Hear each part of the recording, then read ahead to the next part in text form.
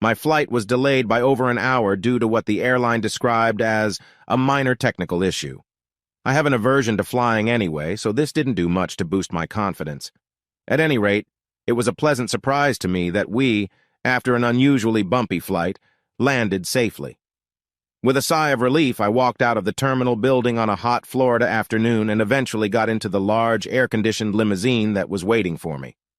Although the thought of having to make the return trip in just a day or two was twirling somewhere in the back of my mind, I had more important things on my mind at the moment.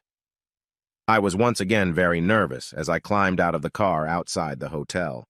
I was in an unfamiliar city, in a country I had only seen in movies and on television.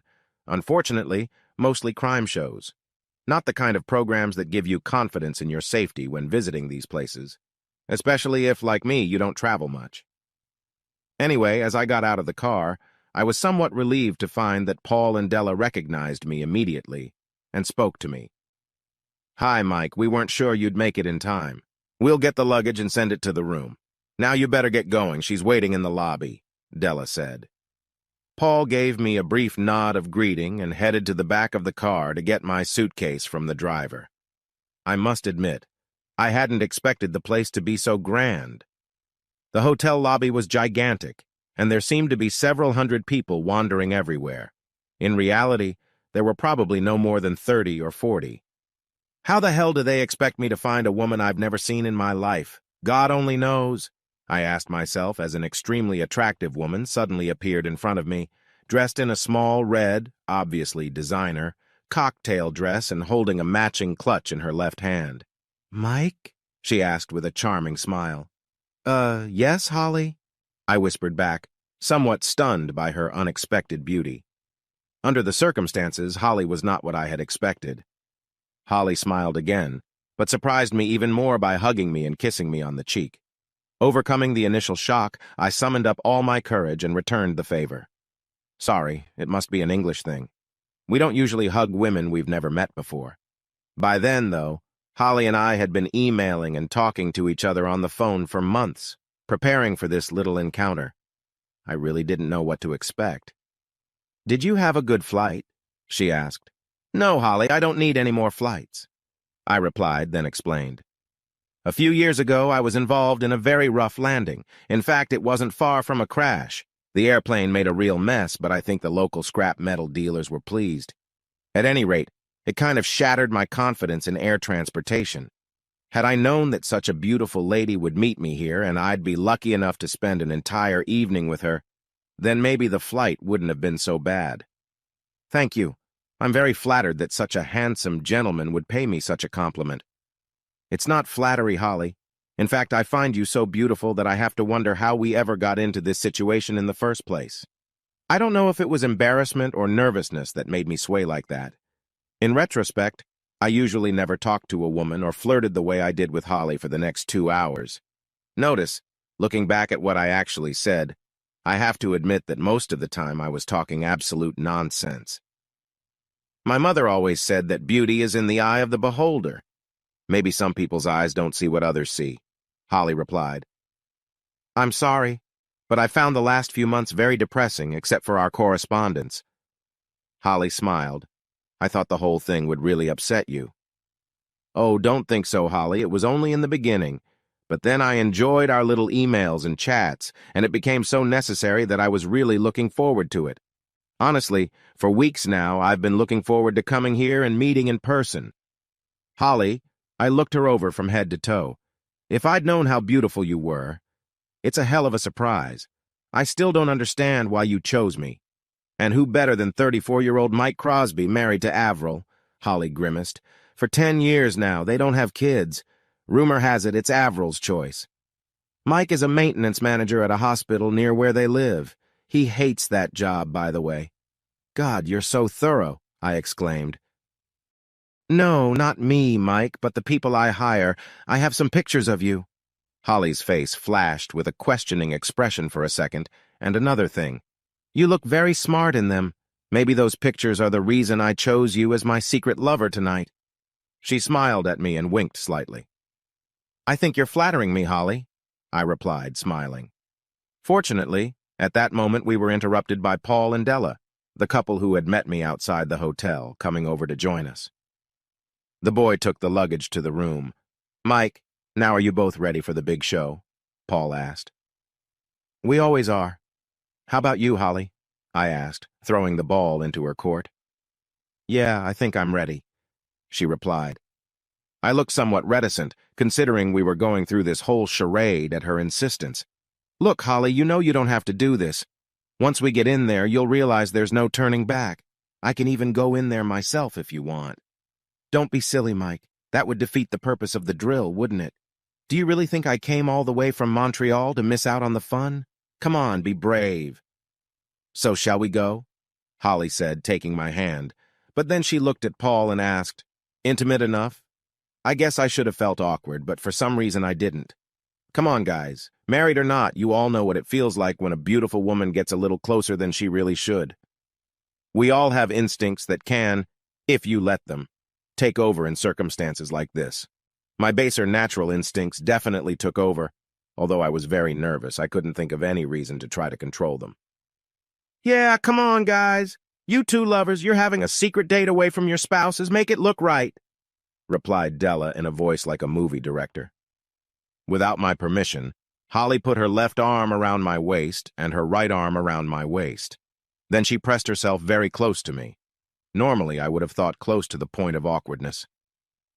"Yeah, here's the ticket. Go ahead and try it and don't forget all those gooey eyes." Della giggled.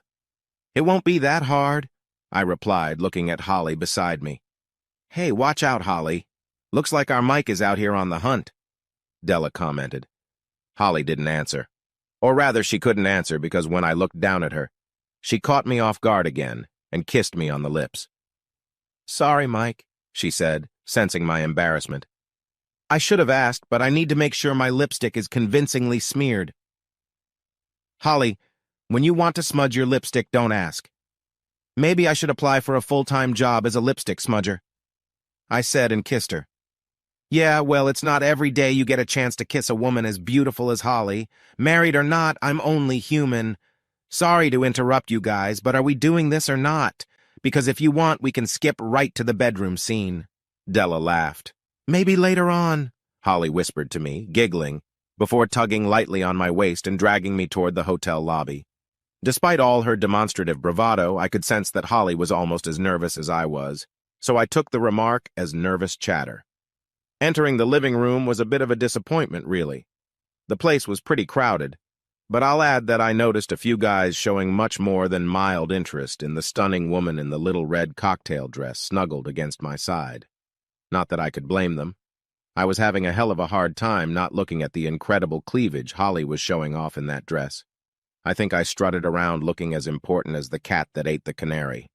It had been a long time since I had been so proud of the woman I was accompanying. Paul and Della took the lead, and we followed them to a table against the wall. The waiter came over, and we ordered our drinks, and I found sitting with my back to most of this room uncomfortable because I could only stare at the stage where a small orchestra was playing.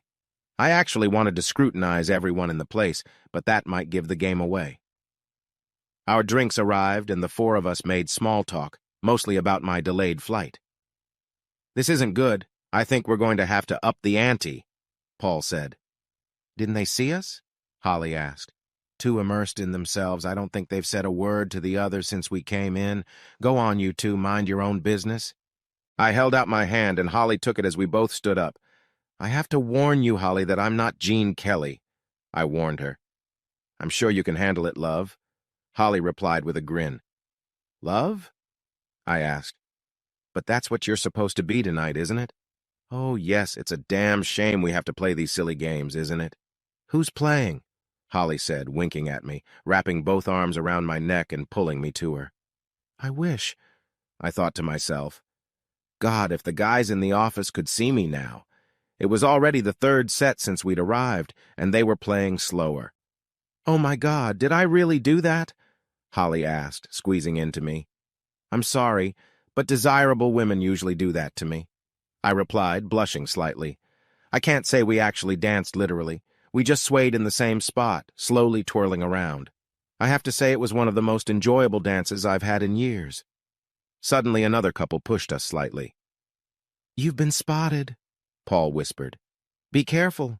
You might look the wrong way. Concentrate on the dance.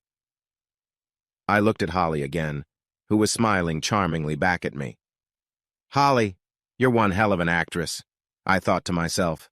You know, I hope the balloon doesn't go up too soon. I like that, I told her. I can feel it, love, she said with a cheeky grin, and then pressed herself even tighter against me. I wonder, Holly, if you have sadistic tendencies, I remarked, smiling. I like to tease, Mike. This evening was the best joke I could think of. I don't know what expression appeared on my face, but it made Holly laugh out loud. I only wished I really was the person she was really teasing, but I knew the good Lord could never look at me so favorably. Oh, don't look so dejected, Mike. After all, you don't have to rush back to the UK, do you? We can always take a few days to enjoy the Florida sunshine. Now that we've been spotted, let's make it look really good. Next thing I know, Holly's head is resting on my shoulder and she's chewing on my neck and earlobe. Hey, take it easy, girl, or I'll have an accident, I warned. Holly giggled in response and, more importantly, didn't stop her manipulations. She doubled down on them, for that matter. Much to my relief, the band's performance ended before I lost control, and we returned to our table. Holly was walking, holding my hand and dragging me along behind her. When we got closer, Paul gestured for us to sit down, but his eyes were fixed on something that was happening across the room. That's right, he's on his way. When he comes over, you can stand there and argue with him, but don't raise your hand at him, Mike. We can handle any rough stuff, that's what we're paid to do, Paul said, stepping forward. Is she coming? I asked. No, you know I don't think she realized it was you. That's if she saw you at all. She was standing with her back to the dance floor. But she's watching intently now, so she'll probably spot you as soon as you stand up and turn around. What the hell is going on here, Holly? What are you doing here, and what the hell are you playing with that asshole? Who is he anyway? Asked an angry voice from somewhere not far from my left shoulder. I stood up and turned to face the guy. Holly was dancing with that asshole, just like you no doubt danced with my wife. Well, yeah. At that moment, that was the best I could think of. I didn't know what I was going to say when the confrontation started. Holly, on the other hand, who also stood up, had obviously rehearsed her little speech well. And he'll probably have me later while you're sleeping with his wife in room 642. By the way, we have 643 right across the hall, but we'll try not to make as much noise as you two did last night, Holly said with a smile on her face and put her arm around my shoulders. I really could have done without Holly at this point, because her husband, who was much bigger than I thought he was, could very well have pounced on me, and Holly hanging on to me limited my maneuvering. But I really didn't have to worry about him. Avril's appearance on stage, I suppose after she'd spotted me as soon as I stood up, was much more, exciting. Honestly, Avril came out of nowhere and hit me in the forehead, obviously on the run. Effectively knocking Holly's husband off his feet, she pushed him out of the way. In a way, it was convenient because it took away some of Avril's momentum. Holly's husband lay down on some poor woman's lap before he fell to the floor. Notice I didn't see this. I was lying on the floor myself, looking at my very angry wife. I think the fall to the floor shook Avril up a bit, as it did me. Anyway, she ended up lying on top of me, looking me in the face. "What the hell were you doing with that slut?" she asked demandingly. "Dancing, as you can see," I replied, still without the jazzy cuteness. "It looks like you were trying to fuck that girl," she objected. "Come on, Avril. I just got here. I haven't had a chance yet. You've been sleeping with her husband for at least the last 2 days. I was pleased with myself. I had taken my first good shot. "Yeah, but don't be so stupid, Mike. Where did you get this stupid idea?" Avril said, rolling off me and sitting up. "How did you even get here? You don't fly, do you?" "Yes, but not when I want to catch my wife with her lover," I answered. I was good at that backhanded stuff. "That's bullshit, Mike. You know I'm here on a business trip. Avril, your business trip was to Houston. It's freaking Florida. You and your company have no business being here in Miami. You had a meeting in Houston, and then you flew here. And you've spent the last 2 nights horizontal tangoing with that creep in room 643. 642, lover, 643 is our room," Holly's voice corrected me from somewhere. "Yes, sorry, room 642. Do you want to see the tapes, Avril?" I asked. I had no idea if Holly had any tapes from this trip. but I knew that she had many from their previous dates. I figured Avril wouldn't really want to see them. Avril just sat on the floor and looked at me. I have to admit that this was the first time I had ever seen this woman speechless. No, not like that. I remember the first time I slept with her before we were even married. By the time I was done with her, she was lying there speechless. I always thought I'd shaken all the chatter out of her. Well, it wasn't a disappointment to her. She came back for more the next night and eventually married me. What a shame. Suddenly, someone's hands helped us to our feet, and the next thing I really realized, besides Holly's arm around my waist again, was Paul saying, "Morgan Ardent, you're served." And he handed Holly's rather disheveled husband an envelope. I wonder what I missed that made Morgan so disheveled. Paul then quickly did the same to Avril. Although our British divorce petitions don't really have to be presented as formally as the Yanks do, I could send them by registered mail, I guess. Holly and I just figured it would add a bit of spice if it was done officially, and at the same time as the papers were handed to her husband. The two guys who followed the two lovers along with the rest of the company were then handed the papers. Holly took care of everything. Avril and Morgan worked for an American company, so we both sued her in the American courts for turning a blind eye to what was going on with the couple. Their bosses, who were served papers, had their girlfriends too. So I think the bloody company must have turned a blind eye to everything. Eventually, Paul filed a lawsuit against Morgan Ardent for alienation of affection, which Holly's lawyers filed precisely in the American courts on my behalf. It had been years since anyone had successfully done such a thing in the UK. It ended as abruptly as it began. I really have no idea where or when Avril disappeared. Holly said she was led away in tears by one of her boss's girlfriends, but I didn't see her leave. I did, however, see Holly's husband being led away by two guys. Notice not before he threw me a look that I thought should have turned me to stone. "So what now?" I asked Holly. "We're dancing." She responded with a smile and dragged me to the dance floor again. The rest of the evening turned into a bit of a party. I have no idea at what time the party ended. I'm afraid I had too much to drink myself. But I do remember a conversation we overheard in the elevator. One of the hotel staff was telling a couple how lucky they were, because the hotel was full, but for some reason the couple in 642 had suddenly checked out.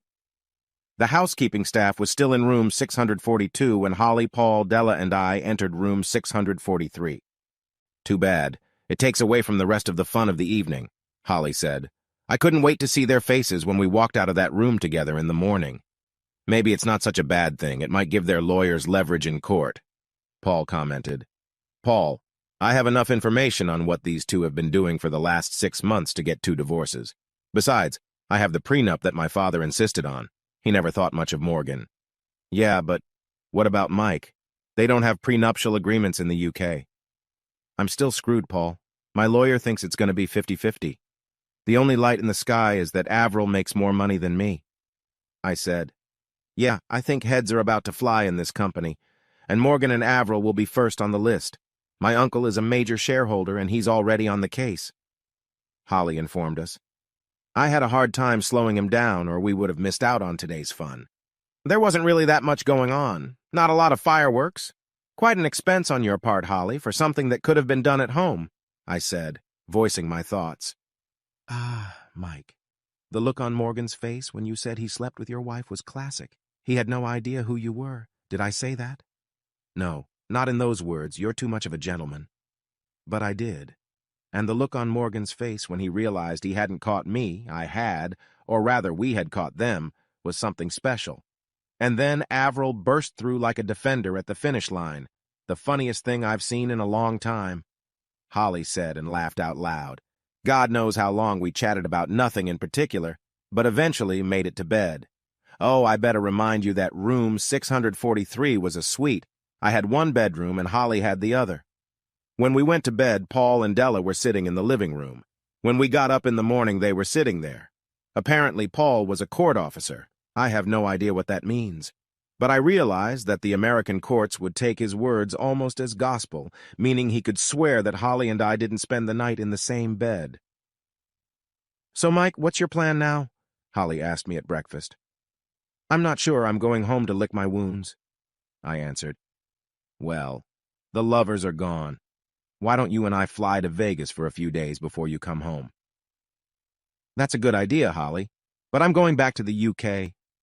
I'm sorry, but adding another flight to Las Vegas is not my idea of a good time. Holly sat there, quite obviously thinking for a few moments. Flying upsets you that much, doesn't it? Okay, alternative idea. A close friend of mine has a house in the Bahamas. Why don't we go there for a few days? Don't worry, we can go by boat and you won't even have to risk me driving. I had to think about it, but not for very long.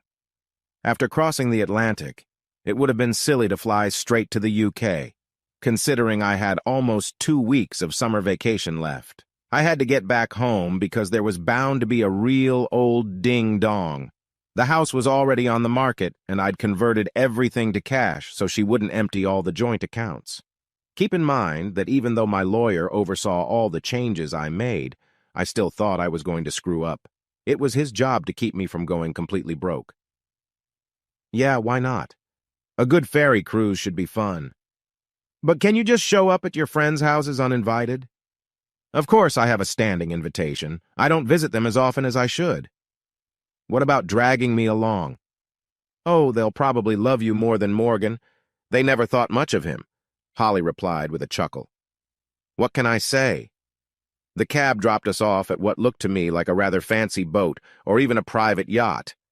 It turned out to be some kind of charter fishing boat, and it had impressive acceleration. During the trip to the Bahamas, Holly spent most of her time sunbathing on deck in a tiny bikini. I spent time on the bridge, where the captain was supposedly showing me how to steer the boat while we were actually gazing at Holly's slender body. "Daddy," said Holly, hugging the old man who met us on the quay. "This is Mike. That was his wife Morgan was playing with," Holly said, introducing us. "Hi, son," he said, shaking my hand and then Holly's. "I told you you could never trust that little shit. But no, you always thought you knew better. All right, Mike, let's get you home and change you into something appropriate." I realized that my business suit was not considered appropriate attire for the Bahamas. At the house, a large, cluttered structure that bore little resemblance to the homes I'd been in before, I met Holly's mother, who greeted me like a long-lost son. Shame on my reserved English nature. When Holly's father escorted me to my room, though, things got a little official. Let's just say he made sure I understood where my room was, and that's where he and his wife expected me to sleep. You get the idea. The next 4 days were really enjoyable. When Holly and I weren't sunbathing or swimming in the pool, I was either fishing off the boat with Holly's dad, or we were at numerous cocktail parties in the evenings. At 2 of them, Holly danced with me, but she was somewhat more chaste than she had been that first night at the Miami hotel. On the last night before we left, Holly and I were finishing an evening stroll along the beach in the moonlight. We weren't in each other's arms, but she was holding my hand. We talked about how upset I was that my divorce was going to cost me the house I'd spent so many years remodeling to my taste. Avril always let me do whatever I wanted with the house. She just picked out the color scheme and everything. The extension and even the kitchen and bathrooms were always in my plan, as was my garage and workshop. God, how I'm going to miss that workshop. "Mike, I want to apologize," Holly said suddenly. "Apologize for what, Holly?" "Well, that first night in Miami, I got a little ahead of myself. Holly, we were both very nervous about what was going to happen. I think we both drank a little more than we should have and said some things we shouldn't have. It served as a cover for our nervousness. That's all we have to worry about." "I know, but I'd hate for you to think that I would flirt with someone like that." "Shit, don't be silly, girl. I understand perfectly well. I have to apologize. I really didn't control myself like I should have." "Yeah, I noticed, big boy. Anyway, we're not the kind of people who give in to our baser instincts like Morgan and Avril, are we?" "Absolutely not, Holly. We've been together for almost 5 days, and we haven't even kissed since that first night." "Why do you think that is?" "I'm not really sure. You're a very attractive woman, and I enjoyed being your official lipstick. But we have to take into consideration that in some ways, we are both on what you might call a rebound. How many relationships are known that would have lasted normally when they started under these circumstances? Yes, I have to admit that they usually result in heartache for everyone at the end," Holly said quietly. "Besides, we're still married, Holly. even if our spouses seem to have overlooked that fact. Yes, you're right, we're above that kind of behavior, aren't we? Unfortunately, I replied. Does that mean you can't smudge my lipstick at least once before you leave? Holly, like I said, I'm pretty damn sure I'd be happy to apply for a full-time job as your lipstick smudger. Okay, I spent the next half hour or so watching Holly's lipstick smudge. During this time, Holly tried to find out if my tonsils were still intact by using her tongue as a probe. By the time we got back to her parents' house, however, we were acting like rank good friends. The next day, the same boat took us back to the mainland with even more speed than before. Then Holly walked me to the airport for my flight back to the UK. Come on! I smeared Holly's lipstick again before getting on the plane. When I finally got back to the house, Avril was already waiting for me. Surprisingly, there weren't many fireworks. Hi, sorry, Mike, I messed up, didn't I? Said a very depressed Avril when I found her sitting in the kitchen. I just can't understand why, Avril. I thought we had a good thing going here. Yeah, Mike, I just got caught up in my work. I'm really sorry that all of this came to me. I really didn't mean to cheat on you or anything. God, Mike, I still love you. Yeah, so how do you feel about him? Hell, please don't ask. He flattered and seduced me. I acted like a stupid little schoolgirl. Did you, with his wife? Avril, was all I had to say. Hell, I might have known you wouldn't do that. Now you're going to tell me we don't stand a chance, aren't you? You know me better than I know myself, Avril. When do you want me to move out, or will you? Provided you don't bring any of your lovers here, Avril, we can both live here until the house is sold. That will give us both time to find some decent accommodation. And the divorce? I'm willing to change the grounds to irreconcilable differences, provided we can come to an amicable agreement on finances. That should get us a quick divorce. Take the papers and show me where to sign, Mike. I messed up so I won't give you any more trouble, Avril said humbly. That's how it really was. The divorce went through within a few months. It didn't take long to sell the house. It had been on the market for less than 2 months when a real estate agent came along and bought it on behalf of his client. Strange guy never struck me as a real estate agent. At any rate, we never even saw the buyers or knew their names. After much negotiation, he even bought almost all the furniture. I was moving into rented furnished accommodation, and Avril, having been fired by her employer, suddenly found herself being hunted by another American company. She left England for California before the divorce was even finalized. I don't know, maybe 2 months later I got a call from the agent of the people who bought our house. It seems my client is having some trouble controlling the central heating system, Mr. Crosby. We were wondering if you could kindly pop in to see them tonight and explain how to do it. He asked. I don't see why they would have any problems. It's a pretty standard system. But then again, that damn electronic timer is a bit of a crapshoot to get your head around. Yeah, tell them I'll stop by tonight on my way home from work and see if there's anything I can do to help. By the way, what are their names? I asked. Thank you, Mr. Crosby. I'll tell them to expect you around 7:30. Goodbye. He answered, and the connection went dead. That's strange. I remember thinking, how the hell did he know I was getting there at 7:30? That was the time I always came home from work when I lived there, and the bastard hung up on me without giving me his name. The garden looked pretty much the same when I turned into the driveway. That's if you ignore the little sign proudly informing everyone that the new homeowner was using some local gardening company to mow the lawns, etc. There were no cars in the driveway, so I parked in my old spot. With a heavy heart, I walked to the front door and pressed the bell button. It's very strange, coming back to the house you used to live in and finding that you have to ring the doorbell instead of just putting the key in the lock and walking in. Who is it? There was a voice from behind the closed door. Mike Crosby, I shouted back. I came in to explain the heating system. I could hear all the locks and deadbolts I had installed on that door with my own hands being pushed back and opened.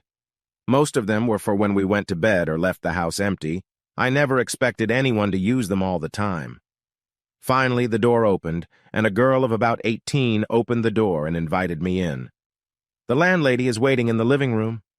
The girl said it very precisely, as if she had rehearsed the line. Then she giggled and ran into the kitchen. After knocking, I opened the living room door. I'm Mike Crosby. I believe you're having some trouble with the central heating, I said to the woman with her back to me, looking out into the garden behind the house. No, the heating is working fine, Mike. What I'm really looking for is someone to smear my lipstick on, she said, turning and coming into my arms. Epilogue. It's funny how things can turn out, but I never got to spend another night alone in my apartment. Holly and I got married less than 2 months later. I no longer work at the hospital. I am now a joint representative for Holly's father, along with Holly, in the UK and Europe. This guy gets involved in everything he can think of. To be honest, I'm a bit of a mess most of the time, although I do pick up a few things from Holly as I go along. Not that there's much to do there other than represent. I get the feeling that Holly's dad just wants to make sure I can afford to keep Holly the way she's used to. Anyway, in a few months, Holly's going to have to stop chasing me all over Europe. Well, you can't carry a baby around with you, can you? No, I still wouldn't fly if I could. Honestly, life since we've been married has been like one long car vacation. A very nice one in a brand new Beamer. What do people call it? Oh yes, I think I fell on my feet and also fell in love with one of the most beautiful women in the world. Most nights when we go away, we spend in luxury hotels. I've realized that the nights are more exhausting than the driving, as I've discovered that Holly can be insatiable at times. God only knows how Morgan found the strength to sleep with Avril, but Holly insists that I'm much better than Morgan in that regard. Perhaps he never gave Holly and her needs as much attention as she deserved. Mind you, sometimes I think my new wife has a really twisted sense of humor. One morning I was coming out of our home bathroom and saw Holly say thank you to a picture she had hidden in one of the dresser drawers. Then she looked very embarrassed when she realized I had seen it. I, of course, asked who was in the picture. You won't believe this. It's a portrait of your ex-wife Avril, Holly replied with a smile. Well, Mike, you have to admit that if Avril hadn't let Morgan talk her into bed with him, I never would have found you, would I? I'll always have a soft spot for her, you know. Yes, that's a different way of looking at things. I walked over to the dresser and picked up the picture. Thank you, Avril. I never would have thought that the way you run around me and cheat on me would eventually lead me to such happiness, I said. Then I put the picture back in the drawer and turned my attention back to the woman who really mattered to me. It must have been almost lunchtime when we went out for some fresh air again and went downstairs for breakfast. God, was I really that tired? Life goes on.